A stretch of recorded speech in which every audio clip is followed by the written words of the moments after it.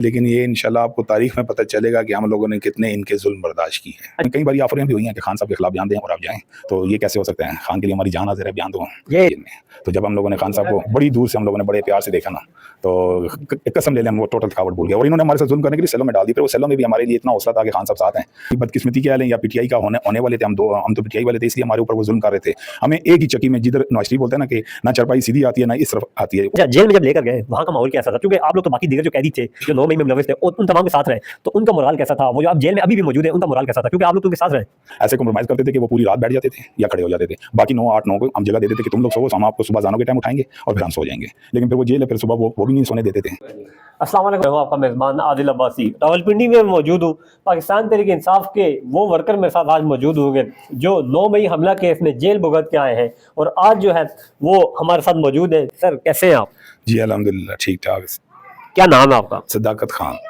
9 मई में आपने मतलब जब 9 मई हुआ था GHQ हमला केस हुआ था उसमें आप शामिल थे? जी लाजमी बात है, इसीलिए उन्होंने गिरफ्तारी डाली थी, क्योंकि हमारी गिरफ्तारी भी हमारे घर में रेट हुआ है और इन्होंने फिर 9 मई के लिए मुझे उस मुकदमे के लिए मुझे गिरफ्तार किया है। फिर इन्होंने मुझे कुछ सबूत भी दिखाए थे, वीडियो भी दिखाई थी और फ़ोटो भी दिखाए थे। तो फ़ोटो में इन्होंने मुझे शनाख्त कराया कि ये आप ही हैं। मैंने बोला जी ये मैं हूँ। फिर उनके बाद फिर उन्होंने साइड पे कर दिया।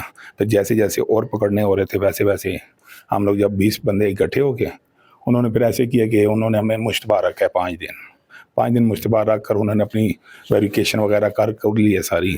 और उसके बाद जनाब अमन हमें रात को 2 बजे जेल ले गए हैं। फिर हमें शनाख्त परेड के लिए सेलों में रखते हैं, तो आप वहाँ पर कुछ भी नहीं कर सकते। आपको 9 मई आप जब हुआ 9 मई के बाद कितने दिनों बाद आपको गिरफ्तार किया गया और गिरफ्तारी कहाँ से डाली गई थी? घर से या कहीं और छुप गए थे आप?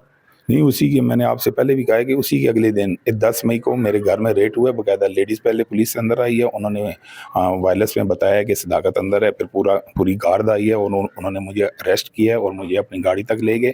फिर वहाँ से उन्होंने मुझे नामालूम जगह पर ले गए। अच्छा, जब आपको गिरफ्तार किया गया तो मतलब क्या लग रहा था? क्योंकि आपने तो खुद भी वहाँ पे कबूल किया था कि हाँ मैं 9 मई में मुलविस हूँ, मैं वहाँ पे गया था। तो कोई खौफ था कि यार मार देंगे, सज़ाए मौत देंगे? क्योंकि वहाँ उस टाइम तो बहुत चमगियाँ हो रही थी कि अब इनको माफ़ नहीं किया जाएगा, ताउम्र जो है वो कैद रखा जाएगा। देखें, सबसे पहले ऐसे है कि हमारे खान साहब की बात करते हैं। खान साहब ने हमें कभी भी ऐसा एहतजाज करने का नहीं कहा जिसमें हम कोई ऐसा काम करें जिसमें हम अपनी आर्मी के लिए या अपनी पाकिस्तान के लिए बदनामी का दाग बने। ठीक है, एहतजाज करना हमारा सियासी हक था, वो हम लोगों ने किया है। ठीक है, उसके आगे अभी जो ये सज़ा दे रहे हैं, जैसे ये एक कर रहे हैं जुल्म तो जितने हमारे साथ हुए हैं, अभी हम अपनी दास्तान मुँह से तो नहीं बता सकते, लेकिन ये इंशाल्लाह आपको तारीख में पता चलेगा कि हम लोगों ने कितने इनके जुल्म बर्दाश्त किए हैं। अच्छा, जेल में जब लेकर गए वहाँ का माहौल कैसा था? क्योंकि आप लोग तो बाकी दीगर जो कैदी थे जो 9 मई में मुलविस थे उन तमाम के साथ रहे, तो उनका मोराल कैसा था? वो जो अब जेल में अभी भी मौजूद है उनका मोराल कैसा था? क्योंकि आप लोग तो उनके साथ रहे। सर जी, जेल में तो पहले ऐसे है कि हमें उन्होंने 10 दिन के लिए शनाख्त परेड में रखा। शनाख्त परेड में आप कोई कुछ भी आप नहीं यूज़ कर सकते, सिर्फ वो आपको जेल वाले खाना देंगे, आपने खाना खाना है।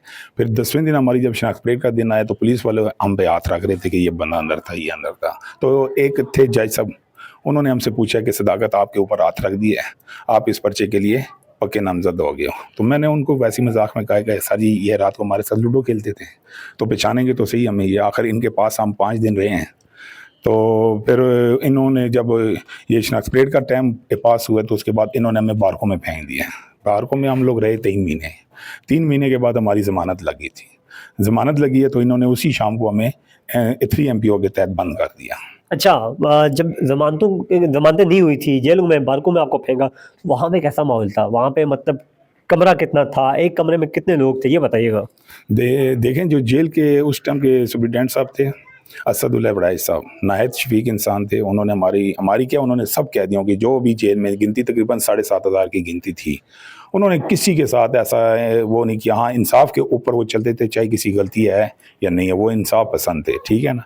फिर इन्होंने हमें जब बारकों में फेंका है तो फिर लाजमी बात है, जेल ही है, जेल में तो कोई खुश नहीं होता। लेकिन फिर जब जमानतों के बाद हमें इन्होंने सेलों में डाला ना, फिर हमें पता चला कि हाँ जेल तो जेल होती है, क्योंकि वहाँ पर सख्ती ऐसी थी कि जैसे अभी ये कोई जेल में रहकर कोई जुर्म करता है ना, कोई हैवी जुर्म कर देता है, किसी को जख्मी कर देता है या किसी की कोई चीज़ मतलब टांग तोड़ देता है या कुछ करते हैं, तो उसको भी ना सेलों में डालते हैं, 32 चक्की बोलते हैं वहाँ पर। तो वहाँ भी वो उसको 1 महीने के लिए रखते हैं, ज़्यादा वो भी नहीं रखते हैं। तो हमें तो तकरीबन 3 महीने वहाँ रखा है, उन सेलों में रखा है। और फिर हमारी बदकिस्मती क्या है, या पीटीआई का होने वाले थे हम तो पीटीआई वाले थे, इसलिए हमारे ऊपर वो जुल्म कर रहे थे। हमें एक ही चक्की में, जिधर नवाज शरीफ बोलता है ना कि ना चरपाई सीधी आती है ना इस तरफ आती है, उस चक्की में हमें इन लोगों ने 12-12, 14-14 लड़के रख के हमें, और इस गर्मी, तपती गर्मी में हमें इन लोगों ने रखा है। और हमें तो उस टाइम पता चला कि वाकई जेल अजाब है, दुनिया में अजाब जेल है। आप कह रहे हैं कि एक चक्की में 10-10, 12-12 लड़के थे, तो सोते कैसे थे आप? मतलब वहाँ पे सोना भी होता है, जागना भी होता है, नमाज भी पढ़नी होती है, तो कैसे होता था वो सब कुछ? देखिए ये तो मैं फिर भी उनका थोड़ा सा लाज रख रहा था, मैंने आपको 10-12 बोल दिए, वैसे हमें उन्होंने 14-14 रखे थे। तो 14 में हम लोग जब बहुत तंग होते थे ना, फिर हम लोग 4-5 बंदे आपस में ऐसे कॉम्प्रोमाइज़ करते थे कि वो पूरी रात बैठ जाते थे या खड़े हो जाते थे। बाकी 9-8-9 को हम जगह देते थे कि तुम लोग सोओ, हम आपको सुबह अज़ानों के टाइम उठाएंगे और फिर हम सो जाएंगे। लेकिन फिर वो जेल है, फिर सुबह वो भी नहीं सोने देते थे। तो ये अज़ाब इन लोगों ने हमारे ऊपर काटा है, और ठीक अज़ाब दिया है, क्योंकि फिर कहते थे, हमें कई बार ऑफरें भी हुई हैं कि खान साहब के खिलाफ बयान दें और आप जाएं। तो ये कैसे हो सकता है? खान के लिए हमारी जान हाजिर है, बयान दो। ये इतना जुल्म और सितम जेल में गुजार के आए, छोटे से कमरे में 14-14 लोग रह के आए, अब भी खान के साथ खड़े हैं। देखिए हमने जेल जब 3 महीने में काटे हुए थे ना, अगस्त में 4-5 अगस्त थी, तो खान साहब की आमद हुई अडयाला जेल में।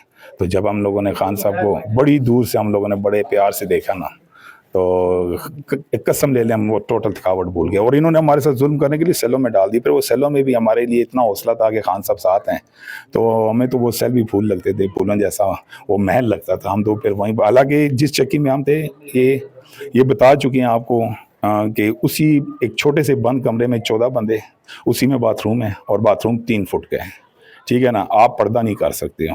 तो उसी में हमें खाना देते थे, उसी में हमें सुलाते थे। वो जुल्म हम सब कुछ भूल के हम रात को खान साहब के नारे भी मारते थे, गुन भी गाते थे कि खान साहब हमारे साथ सो रहे हैं। तो इंशाल्लाह ताला बेहतर है, कोई नहीं। अच्छा, खान साहब को भी देखा है, मतलब रात को आप पे जुल्म होता था, फिर आप कहते थे इसी अडयाला जेल में खान साहब भी है, तो ये बात कितना हौसला देती थी। देखें खान साहब जब आए ना, तो हम लोग उस टाइम सेलों में चले गए थे। सेलों में हमारे साथ ही थोड़े से दूर थे खान साहब की, अगर आप कह लेंगे ये दीवानापन नहीं है, तो हमें खान साहब की स्मेल भी आती थी, जिसे आप खुशबू कहते हैं, हमें खान साहब की खुशबू आती थी।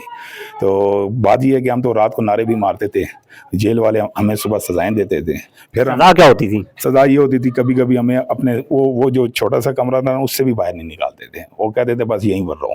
फिर रात पड़ती थी, फिर नारे मारते। फिर एक दफ़ा ऐसे हुआ कि उन जेल वालों ने हमारे साथ मोई मोई कर लिया। उन्होंने ऐसे मोई मोई किया कि उन्होंने हमें 3 बजे रात को उठाया, बोलते हैं उठो आपकी रही है। हम तो बड़े खुश थे। मेरा एक दोस्त है कमर सिद्दीकी, वो कहता है यार चलो कोई गिले शिकवे हो तो माफ़ कर देना। हम भी एक दूसरे के साथ मिलजुल के एक दूसरे को माफ़ियाँ दे रहे थे, ले रहे थे। तो जैसे ही हम जेल से बाहर निकले तो उन्होंने फिर हमें गिरफ्तार किया और अडयाला जेल से हमें गुजरात जेल ले गए। तो रास्ते में तो हमें तो बहुत कुछ बीत रही थी कि यार वल्लाह ये हमें कहाँ लेके जा रहे हैं, क्योंकि बता भी नहीं रहे थे। और सफ़र जाते जाते जा ही रहा था। फिर जाके गुजरात जेल में हमें 7 बजे पहुँचाया। और फिर हमें जब एक वो पुलिस वाला साथ था, वो कहता अब यहाँ नारे मारो। तो हमने, मेरे जो दोस्त थे वो कहते हैं ये जो तू नारे मारता था ना, ये उनकी सज़ाएँ हमें दी हैं, उस जेल से यहाँ फेंक दिए हैं। फिर 1 हफ्ते के बाद हमें वहाँ से भी ले आए हैं, दोबारा पिंडी लाए हैं, दोबारा थाने लाए हैं, और कहते हैं अभी आपके ऊपर नया पर्चा है। फिर उस नए पर्चे की तो खैर हमारे वकील साहब सुंबुल साहब, अल्लाह उनको ज़िंदगी दे, उन्होंने बड़ी हमारे लिए दिन रात एक किया, उन पूरे वकीलों की टीम ने।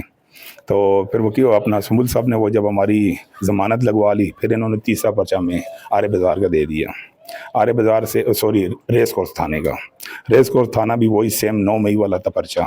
फिर उसमें हमें इन लोगों ने दोबारा जेल ले आए, अडयाला जेल में। अच्छा, ये बताइएगा कि जेल में जब आप गए, ये सब कुछ हुआ बीता आप पे, तो ये उम्मीद थी कि मैं वापस बाहर जाऊंगा, इसी तरह पाकिस्तान की आज़ाद फ़िज़ाओं में घूमूंगा, फैमिली के साथ, पीटीआई वर्कर्स के साथ, मतलब कोई उम्मीद थी इस तरह की?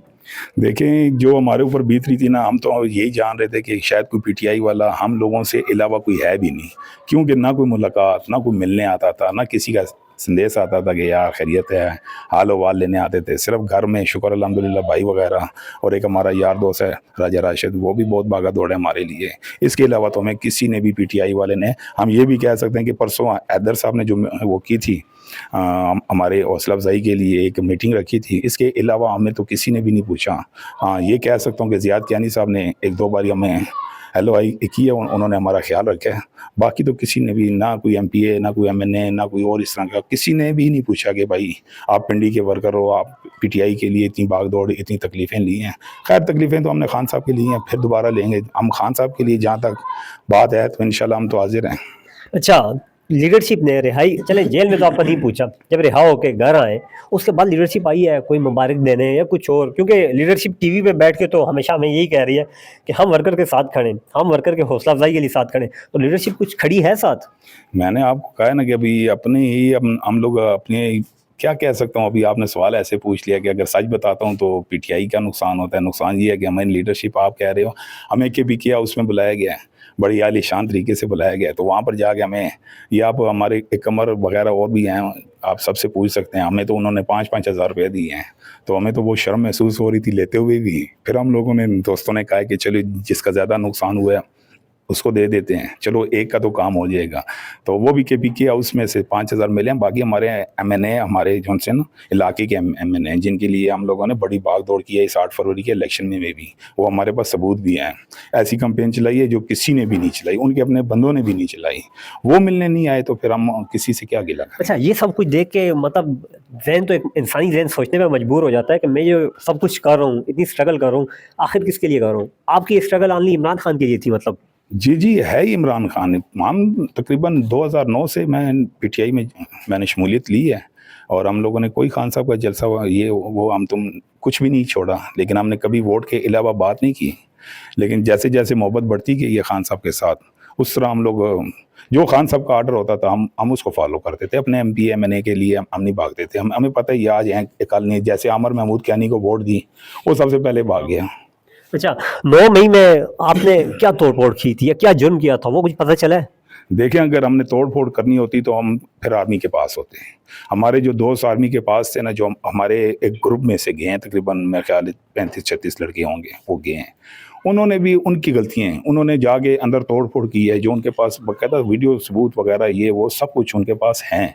हमें उन लोगों ने इसलिए अदालतों के ज़रिए हमें वो किया हुआ है, गिरफ्तार किया, हम लोगों ने एहतजाज किया है। उनके पास कोई ऐसा सबूत नहीं है, क्योंकि हमने कुछ किया ही नहीं है, तो उनके पास सबूत कैसे आ जाएगा? हमारे हाथ में कोई डंडा दिखा दें, हमारे हाथ में कोई ऐसी चीज़ दिखा दें जैसे पेट्रोल बम कहते हैं या और कुछ।